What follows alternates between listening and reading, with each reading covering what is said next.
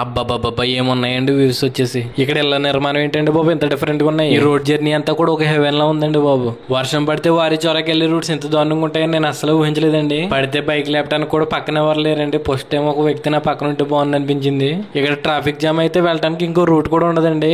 ఇక్కడ వారి చొరని అడుగుతుంటే అసలు ఎవరికి తెలియదు అంటున్నారు. వీడియో స్కిప్ చేయకుండా ఫుల్ గా చూసేయండి. ఇక్కడ నుంచి వీడియోస్ అన్ని కూడా మీకు చాలా బాగా నచ్చుతాయి.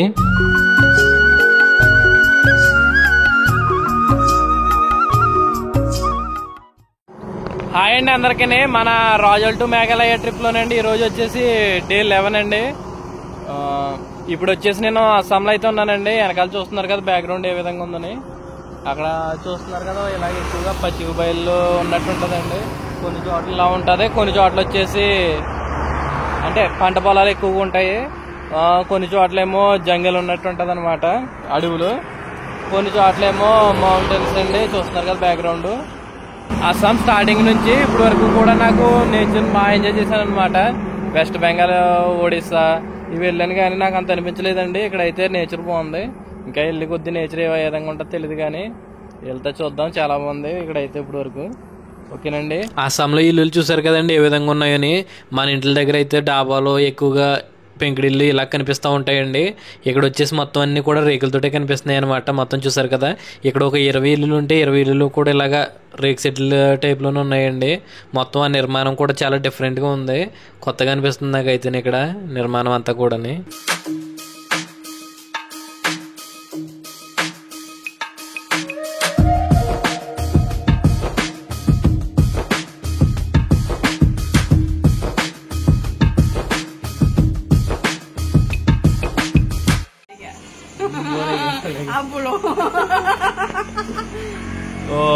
ఇక్కడ నైట్ అయితే ఉండటానికి లేట్ అయిపోయిందండి. నేను వచ్చి భోజనం అయి చేశాను అనమాట.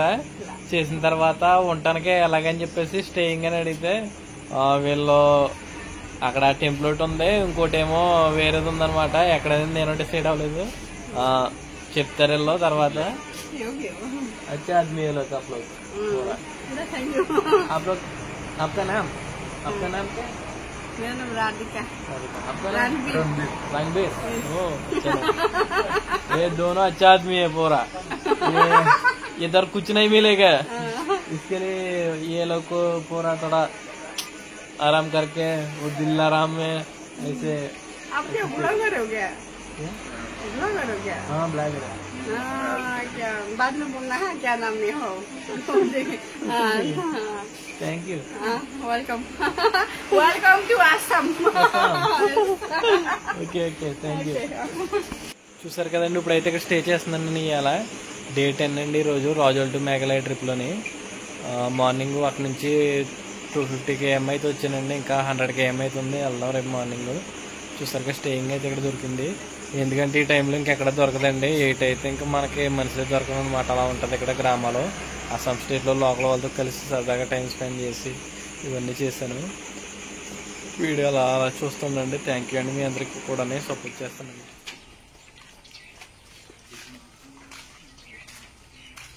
చూస్తున్నారు కదండి ఇక్కడ బిల్డింగ్ నిర్మాణం వచ్చేసి ఇదంతానేమో గోడలేమో నార్మల్ కడుతున్నారండి. పైన వచ్చేసి రేక్ వేస్తున్నారు అనమాట. నేను చాలా అబ్జర్వ్ చేశాను. అలాగే రేక్ ఎక్కువ వేస్తున్నారు అంటే స్లాప్ వేయట్లేదు ఇక్కడ. మరి ఎక్కడో ఒక బిల్డింగ్ కాపాడుతుంది, స్లాప్ వేసింది. మిగతా అన్నీ ఇలా ఉంటున్నాయండి. ఇక్కడ చూస్తున్నారు కదా ఇవన్నీ కూడా బ్యాంబో ట్రీస్ తోటి నిర్మించారనమాట మొత్తం అంతా కూడా. పైన రేకు కానీ ఇక్కడ నిర్మాణం అంతా కూడా కొంచెం డిఫరెంట్ అండి. కొన్ని గోడలు కడుతున్నారు, కొన్ని ఏమో ఇలాగా బ్యాంబో ట్రీస్ రేకు అలా ఉపయోగిస్తున్నారు అనమాట. ఓకేనండి. ఇప్పుడైతే నేను వారిచోర అయితే స్టార్ట్ అవుతున్నానండి. ఇక్కడ వీళ్ళైతే భోజనం కూడా చేసి వెళ్ళమంటున్నారు. నిజంగా చాలా బాగా రెస్పాండ్ అయ్యారు. అంటే మనం నార్త్ ఈస్ట్ వాళ్ళు అంటే కొంచెం భయపడతా ఉంటాం అనమాట. అంటే అందరూ అలా ఉండరు, కొంతమంది ఉండొచ్చు. కానీ కొంతమంది అయితే బాగా రెస్పాండ్ అవుతున్నారు. వీళ్ళైతే ఎవరు వచ్చినా కూడా మేము ఇక్కడ వచ్చేసి బాగానే ఉంటారు అంటున్నారు. మరి నా వరకు అయితే పర్లేదండి, బాగా అనిపించింది. వీళ్ళైతే పాపం బాగా చూసుకున్నారు. మార్నింగ్ బ్రేక్ఫాస్ట్ పెట్టారు. ఇప్పుడేమో భోజనం కూడా చేయమన్నారు కదండి. నాకు లేట్ అయిపోతుందండి, నేను స్టార్ట్ అయిపోతున్నాను. కానీ బాగా చూసుకున్నారు, బాగా మంచి వాళ్ళు కూడా. సో ఇక్కడ నుంచి అయితే స్టార్ట్ అవుతామండి. నాకు బాయ్ చెప్పేసి. చూస్తున్నారు కదా నా ఇదంతా ఇక్కడే ఉన్నా. భయ్యా బాయ్. ये अच्छा लोग के दोनों दोनों भैया का ये पूरा एक ही फैमिली का वो वाला 4 आदमी वो बहुत अच्छे है। ओके भाई।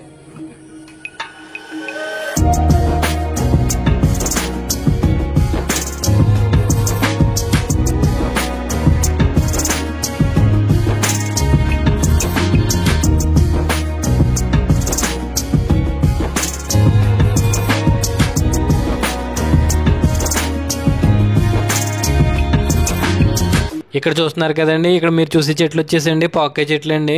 ఎక్కువగా ఇవి కిల్లీల్లో యూజ్ చేస్తారండి ఒకళ్ళ కింద. మన కోనసీమలో వచ్చేసండి కొబ్బరి చెట్లు ఏ విధంగా ఎక్కువగా ఉంటాయి, ఇక్కడ వచ్చేసి పాకాయ చెట్లు కూడా అదే విధంగా ఉంటాయండి. మన కోనసీమలో ప్రతి ఇంటి దగ్గర కనీసం 4-5 చెట్లు ఏ విధంగా ఉంటాయోనండి. అలాగే ఇక్కడ మేఘాలయలో వచ్చేసండి ప్రతి ఇంటి దగ్గర 100కు పైగానే ఉంటాయండి పాకాయ చెట్లు అయితేని.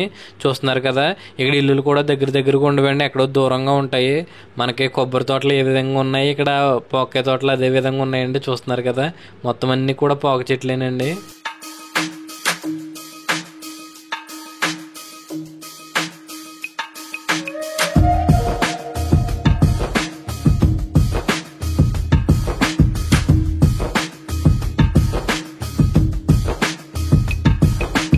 మేఘాలయ వస్తేనండి ఈ రోడ్ జర్నీకి ఎవరైనా సరే అండి ఫిదా అవ్వాల్సిందేనండి. ఎందుకంటే రూట్స్ అన్నీ కూడా ఆ విధంగా ఉంటాయండి. మొత్తం అన్నీ కూడా మనకి పక్కనే హిల్స్ ఉంటాయి, చెట్లు, పచ్చని చెట్లు. నిజంగా మొత్తం ఎంత గ్రీనరీ అంటే మొత్తం మనం స్టార్ట్ అయిన దగ్గర నుంచి ట్రిప్ ఎండ్ అయ్యే వరకు కూడా మొత్తం గ్రీనరీ తోటే ఉంటుందండి.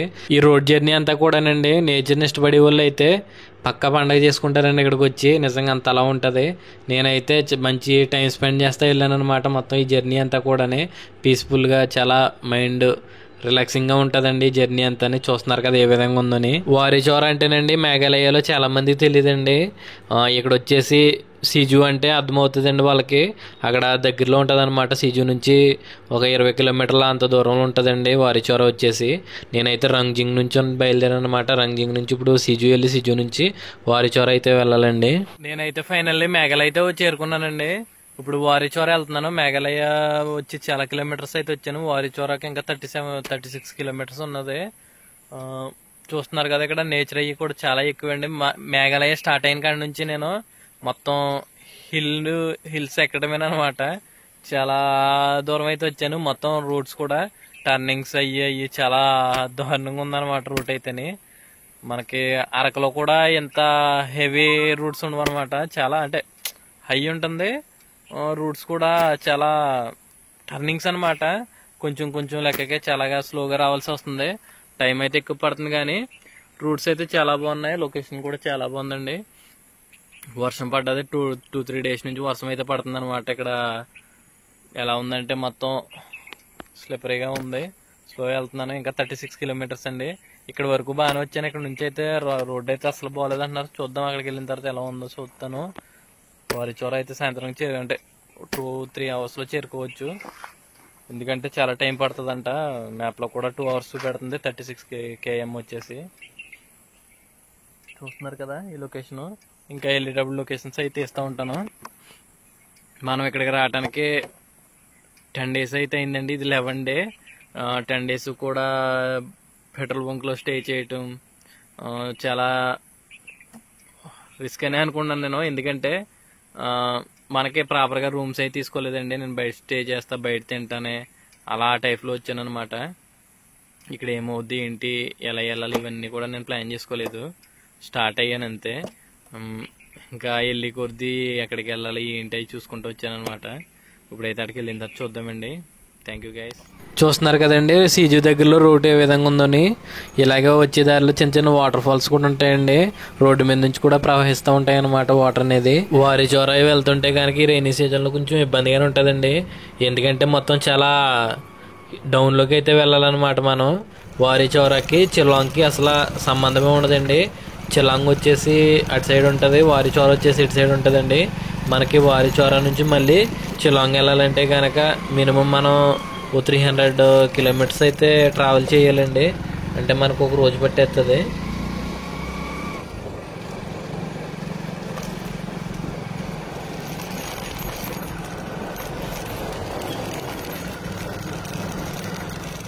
సిజు దగ్గరలో 15 కిలోమీటర్ల దూరంలో ఉన్నాననిపించుకునండి. ఫుల్గా వర్షం అయితే వస్తుందండి. సడన్గా వస్తుందన్నమాట. రెయిన్ కోట్ తీసుకుండి అంత అవకాశం కూడా ఇవ్వలేదు నాకు. అంతలా కురుస్తుందండి వర్షం అయితేని. మేఘాలయ వెళ్తేనండి రెయిన్ కోట్ కన్ఫామ్గా ఉండాలండి. మనకు వచ్చేసి డిసెంబర్, జనవరి, ఫిబ్రవరిలో అయితే వర్షాలు పడవంటండి ఇక్కడ. మిగతా మంత్స్లో కొంచెం తక్కువ పడినా ఇంకా మనకి మే స్టార్ట్ అయిన తర్వాత May, June, July, August, September, October వరకు కూడా ఎక్కువ పడతాయంటండి వర్షాలు వచ్చేసి. ఇక్కడ చూస్తున్నారు ఎంత కుండపోత వర్షం కింద కురుతుందన్నమాట. అంత దారుణంగా ఉంది ఇక్కడ వర్షం అయితేని. మాకైతే ఇక్కడ బీభత్సంగా చలి పెడుతుంది. కాసేపు ఆ నేచర్ని అయితే ఫీల్ అవ్వండి. నేను మ్యూజిక్ అయితే పెడతలేదు ఇంకా, ఎందుకంటే న్యాచురల్గా మన నేచర్ని ఎంజాయ్ చేస్తారని.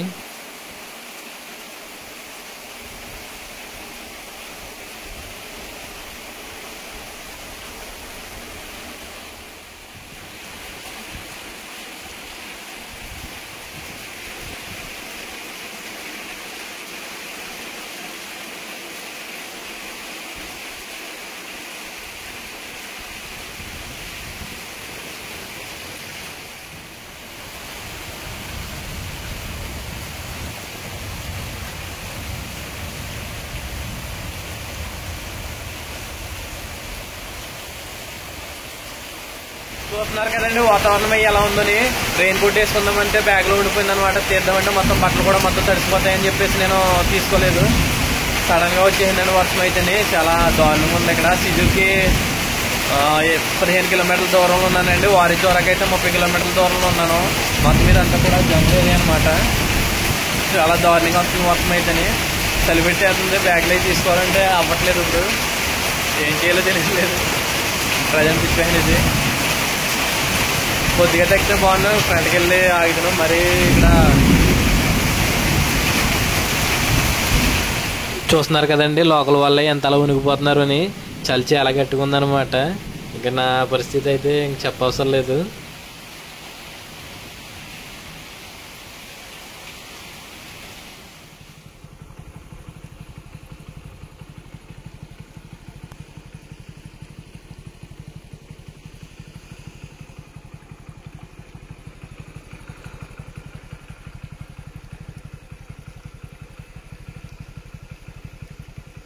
చూస్తున్నారు కదండి పొగమంచు ఏ విధంగా పట్టేసిందని. ఇప్పుడు ఈ పొగమంచుని చూసి మొత్తం 6 లేదంటే 5 అయింది అనుకోకుండా టైం వచ్చేసి. ఇప్పుడు టైం వచ్చేసి 11:30 అయిందండి. మొత్తం అంతా కూడా పొగమంచుతో కమ్ముకుందనమాట. మనకి హిల్స్ ఏరియాలో ఎక్కువగా ఏంటంటే అండి ఇలాగా టైంతో పని ఉండదండి. వర్షం అయ్యి పడేటప్పుడు ఎక్కువగా ఫాగ్ అయితే పడుతుంటది. అందులోకి మేఘాలయలో ఉన్నాం మనం. మేఘాలయ అంటే మీకు అందరికీ తెలిసిందే కదా. ఎక్కువ హిల్స్ ఉంటాయి అనమాట. మొత్తం అన్ని కూడా హిల్సేనండి. చూసారు కదండి రోడ్లు అవి ఎలా ఉన్నాయని. ఇలాంటి రోడ్లలో కూడా ఒక్కరు వెళ్ళటం అంటే సాహసం అనే చెప్పుకోవాలండి. ఎందుకంటే అంత నిర్మానుషంగా ఉంది. ఎవరో లేరండి, నేను ఒక్కడే వెళ్తున్నాను. చూస్తున్నారు కదా కొంచెం భయం కింద కూడా ఉందనుకోండి. మనం లాస్ట్ టైం చూసారు కదా సుందర్బన్ మాంగ్రూవ్ ఫారెస్ట్ కూడా వెళ్ళానండి. రిస్క్ అయినా కూడా. ఇప్పుడు వచ్చి సుందర్బన్ మాంగ్రూవ్ ఫారెస్ట్ గురించి యూట్యూబ్లో ఎవరో పెట్టలేదండి తెలుగులోని. నేనైతే వెళ్ళి ఇంకా అక్కడ ప్యాకేజ్ కానీ మొత్తం అన్నీ కూడా తెలుసుకున్నానండి. వీడియో చూడండి ఒకవేళ సుందర్బన్ మాంగ్రూవ్ ఫారెస్ట్కి ఎవరైనా వెళ్తుంటే కనుక. మొత్తం అన్నీ కూడా ఫుల్ డీటెయిల్స్ అయితే ఇచ్చాను. 3500లో మంచి ప్యాకేజ్ కూడా చెప్పానండి. వెళ్ళి చూడండి. వీడియో అయితే నచ్చుతుంది మీకు.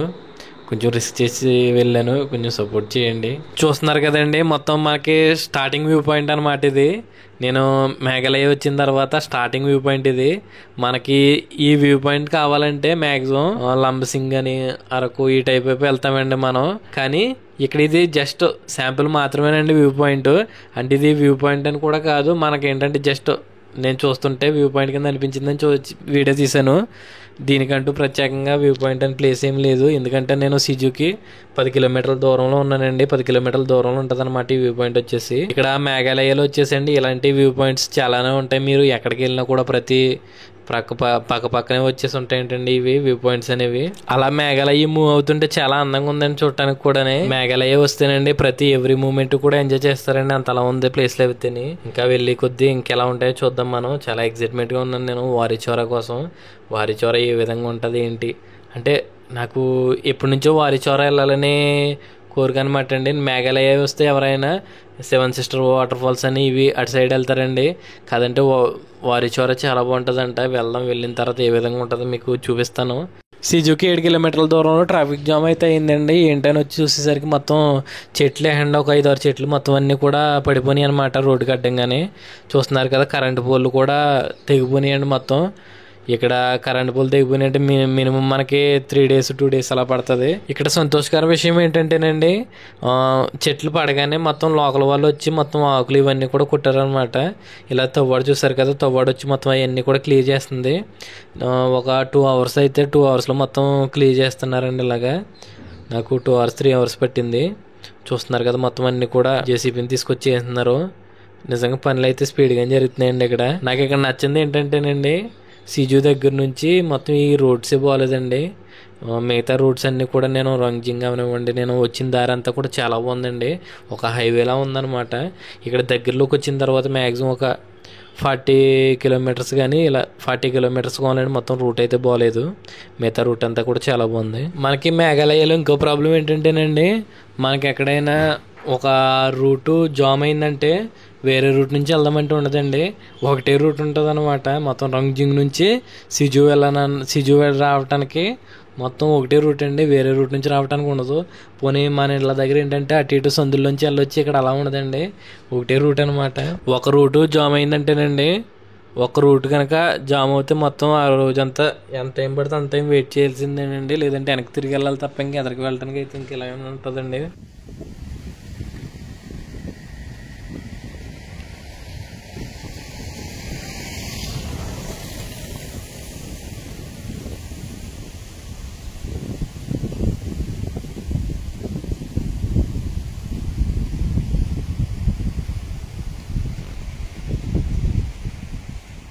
ఇంకా సిజుకి ఒక 5 kilometers దూరంలో ఉండగానండి, చూస్తున్నారు కదా ఇక్కడ చిన్న రివర్ అయితే ప్రవహిస్తుంది అనమాట. ఇక్కడ నుంచి లొకేషన్ చూసారు కదా, వ్యూ పాయింట్ ఎంత అందంగా ఉందని. ఇక్కడ ఎలా ఉందంటేనండి, ఈ వ్యూ పాయింట్ అటు ఇటు చెట్లు ఉంటే మయ్యని అనకుండా వెళ్తే ఏ విధంగా ఉంటుందో ఆ విధంగా ఉందండి. చూసారు కదా ఎంత అందంగా ఉందని. నిజంగా లైవ్లో చూస్తే మన 2 కళ్ళు సరిపోవండి, అంత అందంగా ఉంది. నాకు మేఘాలయలో స్టార్ట్ అయిన దగ్గర నుంచి ఇప్పటి వరకు కూడా చాలా హ్యాపీగానే ఉన్నానండి. ఎందుకంటే చాలా ఉన్నాయన్నమాట, రోడ్ జర్నీ అవనివ్వండి. ఇక్కడ ఇంకో అద్భుతం ఏంటంటే, కింద చూస్తున్నారు కదండి ఏ విధంగా ఉన్నాయో, అండ్ ఇల్లులు కిందకి ఆ రివర్ వరకు ఉన్నాయండి. వీళ్ళు రావాలంటే పై వరకు కూడా నడుచుకుంటూ రావాలండి, రోడ్డుకి రావాలంటేని. కింద వరకు ఏంటంటే మనకి తారు రోడ్డు కానీ కంకర రోడ్లు కానీ ఉండవండి. వాళ్ళే నేరుగా మొత్తం తవ్వుకుని ఏదో రోడ్డు మార్గం ఏర్పరచుకుంటారనమాట. వాళ్ళు పైకి రావాలన్నా కిందకి వెళ్ళాలన్నా కూడా ఈ రైనీ సీజన్లో అయితే మరీ ఇబ్బంది అండి. మిగతా టైంలో అయితే కొంచెం పర్వాలేదు, వెళ్ళి రావచ్చేమో. కానీ ఇక్కడ ఏంటంటే బాగా కష్టపడతారండి వీళ్ళు ఎక్కువగాని. అంత కిందకి ఎక్కి దిగడం అంటే మాటలు కాదు. చూస్తున్నారు కదా ఎంత లోపల ఎంత కింద వరకు ఉన్నాయి ఇల్లు అనేవి.